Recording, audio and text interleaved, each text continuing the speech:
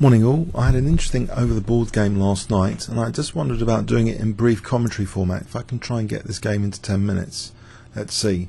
I was playing against Jeremy Fraser Mitchell. He kicked off with d4. I tried the check Benoni, so this system which does weaken the light squares, and this bishop is potentially hemmed in behind all these dark square pawns. So one of the ideas here, I thought it would be a good idea to try and exchange off the dark square bishop in this position, but it might not be the greatest.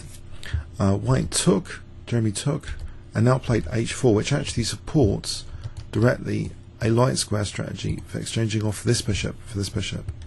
So it's not that brilliant, this position. If only I'd waited for h4 not to have been possible with tempo. Now white is playing on the light squares as well. So knight bd7, queen e2, and now try and get some queenside counterplay.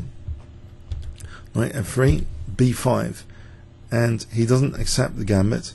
He just calmly plays knight d2. There might be some complications.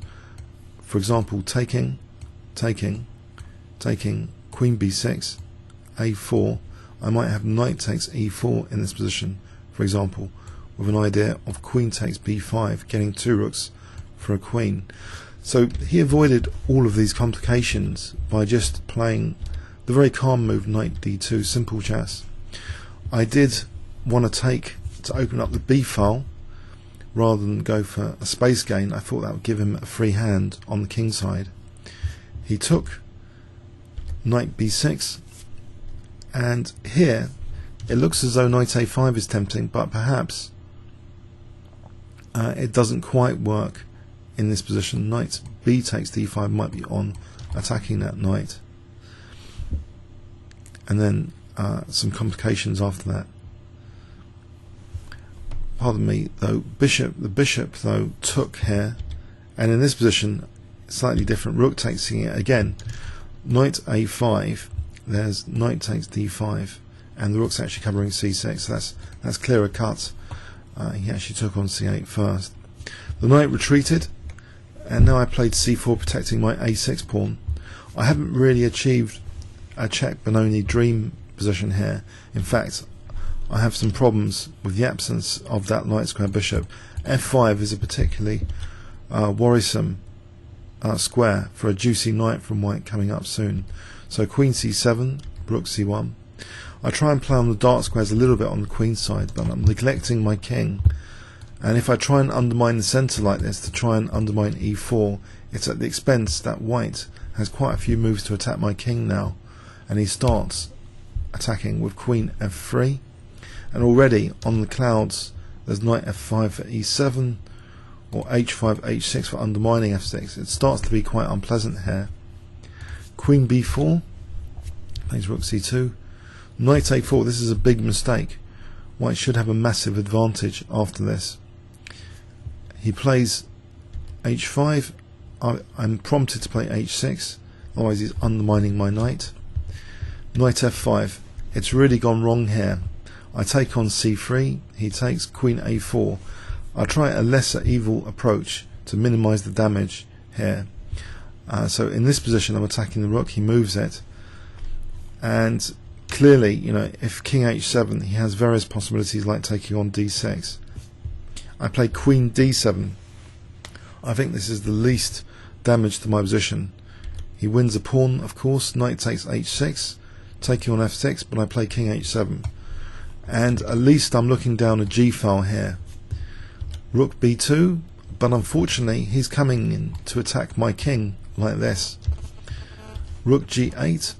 Now perhaps a slight inaccuracy here, f3, a bit slow, perhaps.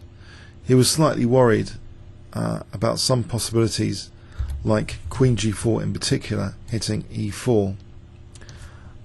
Okay, so it's understandable in some way, but I think white had more accurate moves.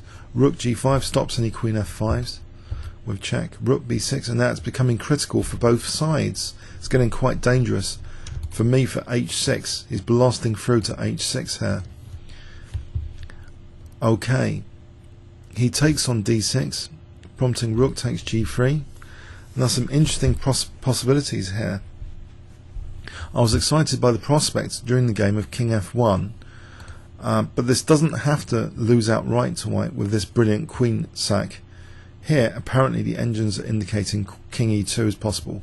If he did take here, check, check, and it would be mate here quite aesthetically. So I saw that as a possibility during the game, this Queen H3, but alas, King F2. There's also other sensible things like Rook takes F3, in any case just to distract the Queen away from D6. So he sidestepped with King F2, but this allowed seemingly dangerous resource Queen A7. He goes into a self-pin to avoid Rook G1 checks. And now this is getting a bit desperate for H6. I'm playing a pretty desperate tactical move. Rook 3 to G6. He takes this, takes, and in this position he played a blunder actually. I thought it would just be a draw, but actually white can do a very, very powerful continuation. I thought it would be a draw with taking. So taking, king takes, check here, and this is as far as I saw, with a perpetual at least.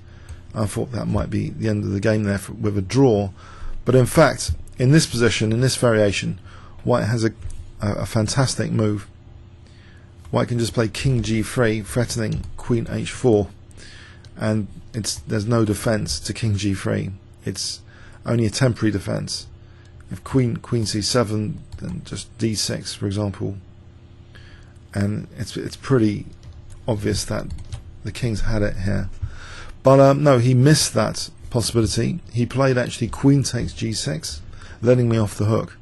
F takes, Rook HB1. It looks good with the two rooks, but my king can escape just in time from the 7th rank because of this pin. King G3, King H6. Now Rook E6, he's hammering through on G6 now, and he's also got a strong pass pawn here. So I have a resource though, H4 check, to speed things up for the effectiveness of my queen. King G2, Queen E3. So I'm back in the game for at least a draw by perpetual.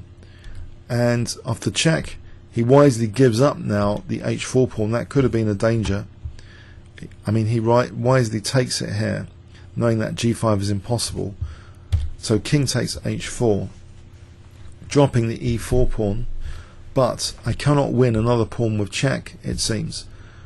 I'm getting desperately short of time. I'm in my last 5 minutes. And here, after these checks, I do take here. My last sort of active move to as though I'm playing for a win, but after check, Rook takes A6, it becomes clear to me he's got a running pass pawn here.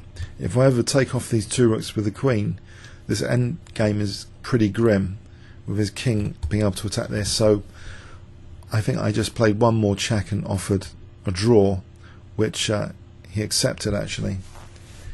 So a very exciting game there against Jeremy Fraser-Mitchell. Some missed opportunities, kind of check Benoni gone wrong really, because I didn't realise how Bishop G5 could backfire, accelerating White's attack on the light squares pretty soon after.